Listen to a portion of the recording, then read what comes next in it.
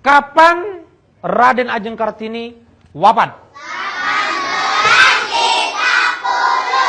Nah, 18.30 berarti habis maghrib. Jangan-jangan maghrib kemarin. Oi gelek, 18.30 itu bukan jam, tapi tahun wafatnya Pangeran Diponegoro. Kau ini muna-una nih ya. Ayo,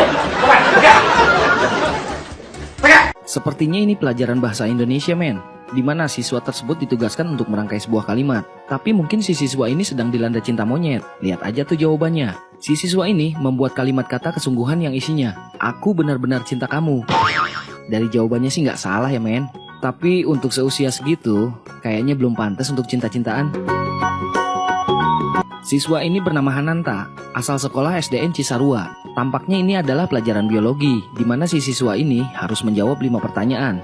Pertanyaan yang pertama, bagaimana cara makhluk hidup berkembang biak dengan membelah diri? Dan jawabannya adalah operasi sesar. Pertanyaan yang kedua, sebutkan tanaman yang mengandung yodium. Dan dia menjawab eceng gondok. Nah, ini yang paling menggelitik pertanyaan ketiga. Apakah fungsi dari hati?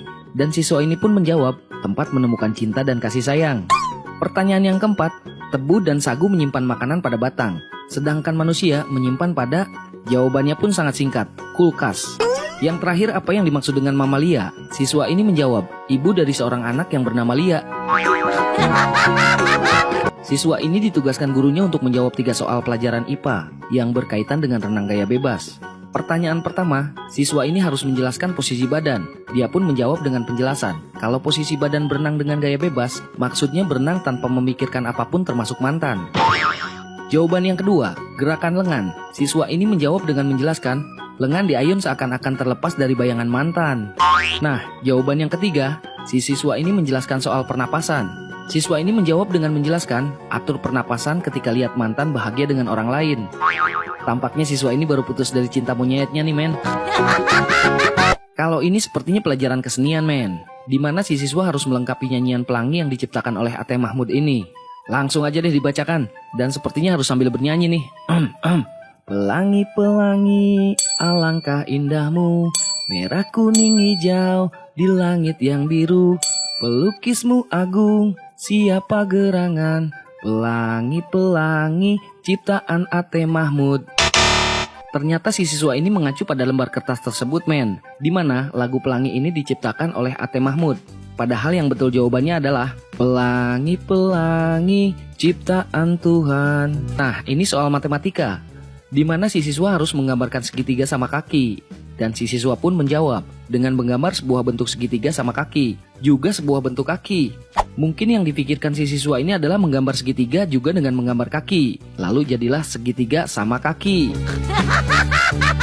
Siswa ini sangat kritis sepertinya, men. Lihat aja tuh apa yang dia jawab. Disuruh menjawab malah memberi jawaban sekaligus pertanyaan kepada bu gurunya. Dia bilang, kalau bu guru bisa, kenapa tanya saya? Biasanya pelajaran yang berhubungan dengan pantun adalah pelajaran bahasa Indonesia, men. Lihat nih, siswa ini disuruh membuat pantun. Dan siswa ini pun menjawab dengan membuat pantun. Jangan takut, jangan khawatir. Itu kentut bukan petir.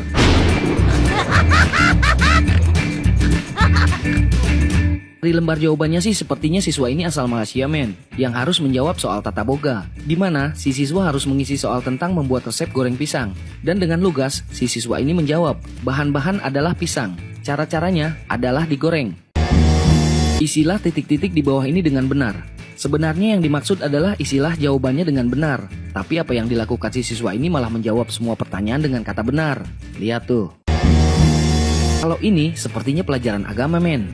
Si siswa ini harus menjawab pertanyaan, apa yang terjadi seandainya manusia melupakan Allah Subhanahu wa Ta'ala dalam kehidupan mereka. Siswa ini pun menjawab, neraka kirim salam. Wah, horor juga ya jawabannya si siswa ini.